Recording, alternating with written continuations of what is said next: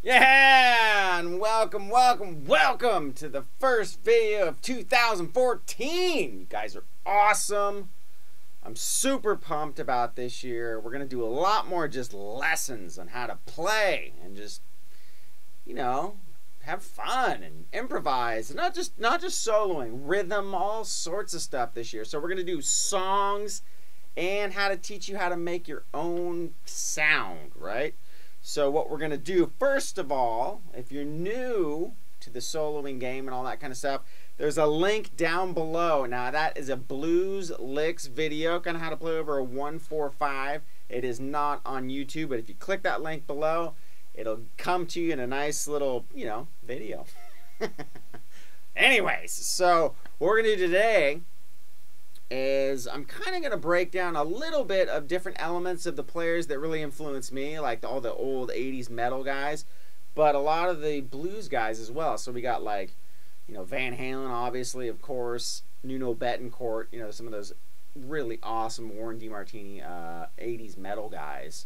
And then we got, you know, the blues greats, Hendrix, Stevie Ray Vaughan, Clapton, all those guys. And I try to kind of fuse that together. So what we're going to do is go over blues-based scales, kind of add, you know, super sugar crisp metal in there. So let's zoom in for a closer look and break down a couple riffs. All right, so one of my favorite pentatonic positions is position 3.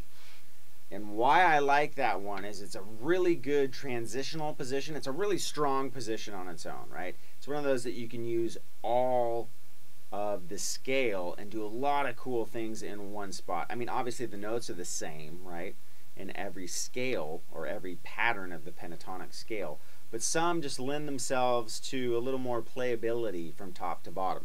So position 3 is one of those. And the reason is you have the first 3 strings have the same frets.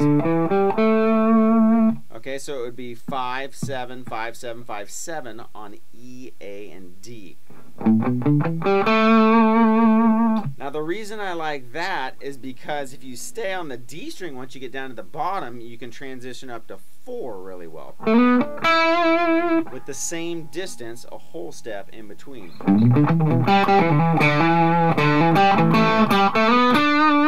Right? And position 4, obviously, wicked spot. So that first lick, I kind of derived from Hendrix and Nuno Bettencourt. Now, if you don't know who Nuno Bettencourt is, he's from a band called Extreme. Now, whether or not you like the band Extreme, you know, you may think of Just More Than Words, and that would be a crime. Not that it's not a good song, but he is a wicked guitar player. And what's cool about him is, well, a lot of things are cool about his style, but one of the things I really like is it's very rhythmic. So you get these kind of riffs.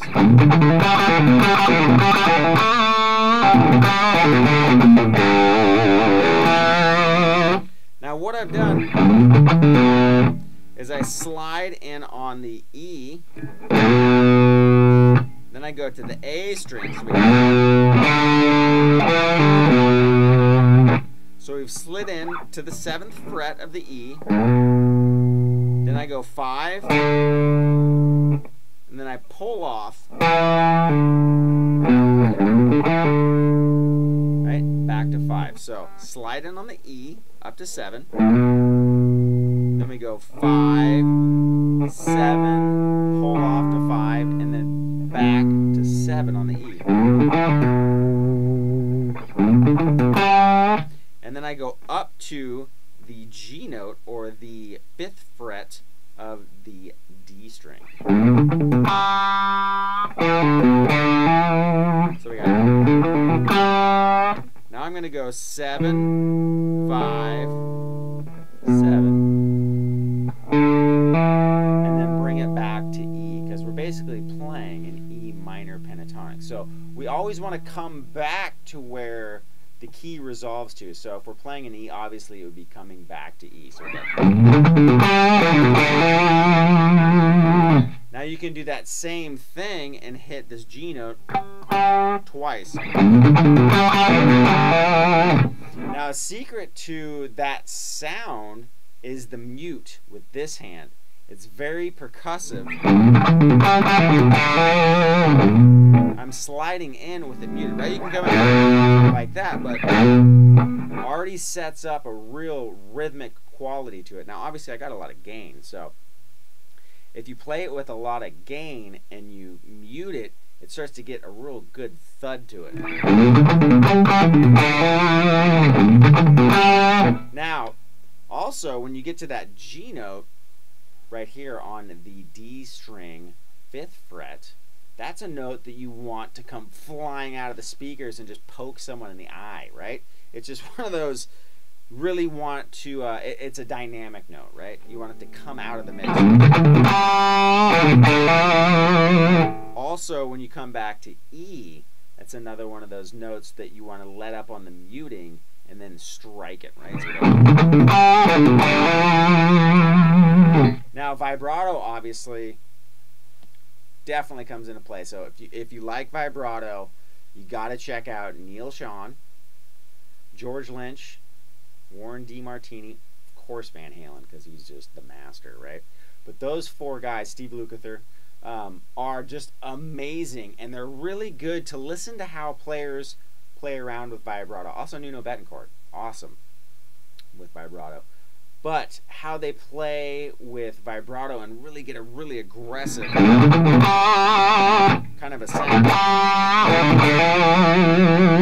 right? And shake it just like you just beat it down and show it who's boss. But that's a cool way to start. So that would be something that you could use if you were playing Hendrix, right? If we want to, you know, fuse Hendrix and metal together.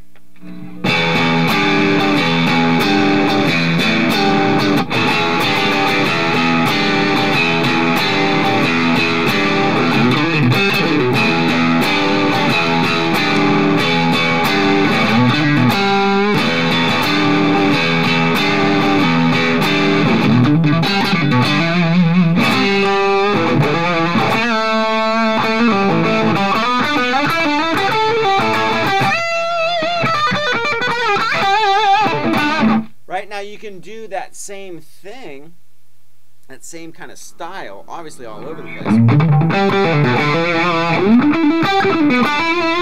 Right, any place you have that same kind of that whole step, right? 3 strings in a row, whether it's here or in position 1, that same riff will work, right?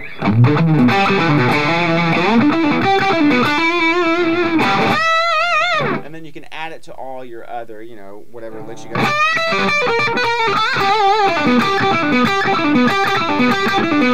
You can do the same thing where you're hitting the, you go the other way, where you're going from the higher notes to the lower notes. Hit that one twice. And then go pull off, that'd be the 12th fret G. Then you're going to go 14 to 12. And then 14.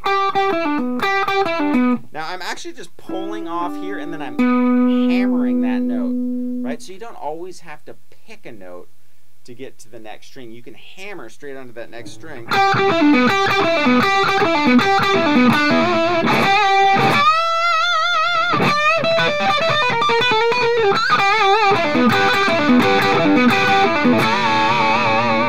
And do that sort of a thing, right? So that one thing is what I would like to impart. More of a rhythmic approach. Add some palm muting. Come back to the key center, right? E.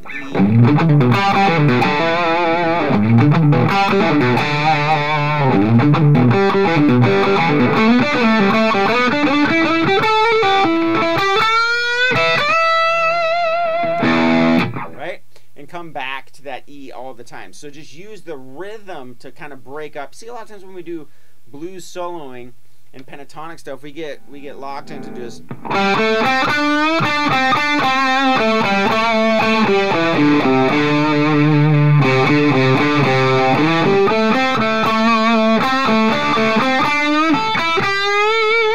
that sort of thing, and we lose sight of all the rhythmic possibilities that we could use in our soloing. Kind of thinking like a drummer, right? Playing off, if the drummer is playing a really syncopated groove, kind of working with that, right? Working with the hi-hat, the kick, and the snare. Really paying attention to where those kicks and snares are hitting and trying to really kind of lock in with the bass player and the drummer, you know, or loops or whatever you got that you're playing to, and really add that and use that to help your soloing become a little more exciting. So try that one thing. I know I kind of threw out a lot of ideas, but I wanted you to see what you could do with it. It all comes from that same premise.